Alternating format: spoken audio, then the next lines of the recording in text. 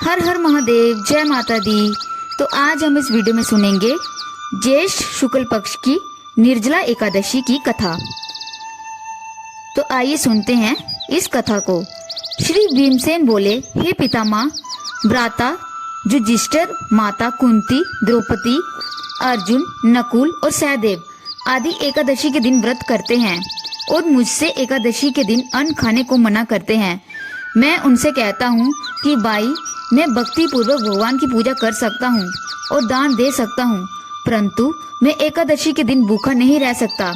इस पर व्यास जी बोले, हे भीमसेन, यदि तुम नरक को बुरा और स्वर्ग को अच्छा समझते हो तो प्रत्येक मास की दोनों एकादशियों को अन्न ना खाया करो। इस पर भीमसेन बोला, हे पितामह, आपसे प्रथम कह चुका हूँ कि मैं एक दिन एक समय भी भोजन किए बिना नहीं रह सकता। फिर मेरे लिए पूरे दिन का उपवास करना तो कितना कठिन है। मेरे पेट में अग्नि का वास है, जो अग्नि अन्न खाने पर शांत होती है। यदि मैं प्रयत्न करूं तो एक व्रत अवश्य कर सकता हूं। अंत आप मुझे कोई एक ऐसा व्रत बतलाइए जिससे मुझे स्वर्ग की प्राप्ति हो। श्री व्यास जी बोले कि हे वायुपुत्र, बड़े बड़े ऋषि और महर्षियों ने बहुत से शास्त्र आदि बनाए हैं। यदि कलयुग में मनुष्य उनके अनुसार आचरण करे तो अवश्य ही मुक्ति को प्राप्त होता है।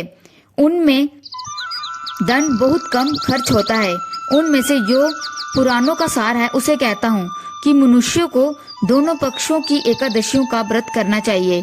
इससे उन्हें स्वर्ग की प्राप्ति होती है, वैकुंठ की प्राप्ति होती है। श्री व्यास जी बोले, हे भीमसेन, कृष्ण पक्ष और मिथुन संक्रांति के मध्य में ज्येष्ठ मास की शुक्ल पक्ष की एकादशी होती है। उसका निर्जला व्रत करना चाहिए। इस एकादशी के व्रत में स्नान, आचमन में जल वर्जित नहीं है, लेकिन आचमन में 6 मासे जल से अधिक जल नहीं लेना चाहिए। इस आचमन से शरीर की शुद्धि हो जाती है। आचमन में 6 मासे से अधिक जल मद्यपान के समान है। इस दिन भोजन नहीं करना चाहिए, क्योंकि भोजन करने से व्रत नष्ट हो जाता है। यदि सूर्योदय से सूर्यास्त तक मनुष्य जल पान ना करे तो उससे 12 एकादशी के फल की प्राप्ति होती है। द्वादशी के दिन सूर्योदय से पहले ही उठना चाहिए। इसके पश्चात भूखे ब्राह्मण को भोजन कराना चाहिए। तत्पश्चात स्वयं भोजन करना चाहिए। इसका फल 1 वर्ष संपूर्ण एकादशियों के फल के बराबर है। हे भीमसेन, स्वयं भगवान ने मुझसे कहा था कि इस एकादशी का पुण्य समस्त तीर्थों के बराबर है। एक दिन निर्जला रहने से मनुष्य पापों से मुक्त हो जाता है। जो मनुष्य निर्जला एकादशी का व्रत करते हैं उनको मृत्यु के समान भयानक यमदूत नहीं दिखते हैं। उस समय भगवान विष्णु के दूत स्वर्ग से आते हैं और उसको पुष्पक विमान पर बैठाकर स्वर्ग को ले जाते हैं। अंत संसार में सबसे श्रेष्ठ निर्जला एकादशी का व्रत है। अंत यत्न पूर्वक इस एकादशी का निर्जल व्रत करना चाहिए। उस दिन ओम नमो भगवते वासुदेवाय मंत्र का उच्चारण करना चाहिए।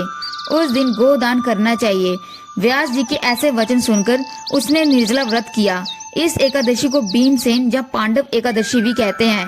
निर्जल व्रत करने से भगवान की पूजा करनी चाहिए और उनसे विनय करनी चाहिए कि हे भगवान, आज मैं निर्जला व्रत कर रहा हूँ या कर रही हूँ। इसके दूसरे दिन भोजन करूँगा या करूँगी। मैं इस व्रत को श्रद्धा पूर्वक करूँगा या करूँगी, उससे मेरे सब पाप नष्ट हो जाएंगे। इस दिन एक बड़े वस्त्र से ढककर स्वर्ण सहित दान करना चाहिए। जो मनुष्य इस व्रत का प्रहर में स्नान, तप आदि करते हैं उनको करोड़ों फल स्वर्ण दान का फल मिलता है। जो मनुष्य इस दिन यज्ञ, होम आदि करते हैं उसका फल वर्णन भी नहीं हो सकता। इस निर्जला एकादशी के व्रत से मनुष्य विष्णु लोक को जाता है। जो मनुष्य इस दिन अन्न खाते हैं उसे चंडाल समझना चाहिए। वे अंत नरक में जाते हैं। ब्रह्म हत्यारे, मद्यपान करने वाले, चोरी करने वाले, गुरु से द्वेष करने वाले, असत्य बोलने वाले दुराचारी इस व्रत के प्रभाव से स्वर्ग को जाते हैं। हे कौन्ते, जो पुरुष या स्त्री इस व्रत को श्रद्धा पूर्वक से करते हैं उन निम्नलिखित कर्तव्य हैं। उन्हें सर्वप्रथम विष्णु भगवान की पूजा करनी चाहिए। तत्पश्चात गोदान करना चाहिए। उस दिन ब्राह्मणों को दक्षिणा, मिष्टान आदि देना चाहिए। निर्जला के दिन अन्न, वस्त्र, शाता, उपहार आदि का दान करना चाहिए। जो मनुष्य इस कथा को प्रेम पूर्वक सुनते या पढ़ते हैं उनको स्वर्ग और बैकुंठ की प्राप्ति होती है। जय माता दी, हर हर महादेव, ओम नमो भगवते वासुदेवाय। तो ये थी निर्जला एकादशी व्रत की कथा। इस कथा को सुनने से हमारी हर एक मनोकामनाएं पूर्ण होती है और हमारे सब पाप नष्ट होते हैं। जय माता दी, हर हर महादेव।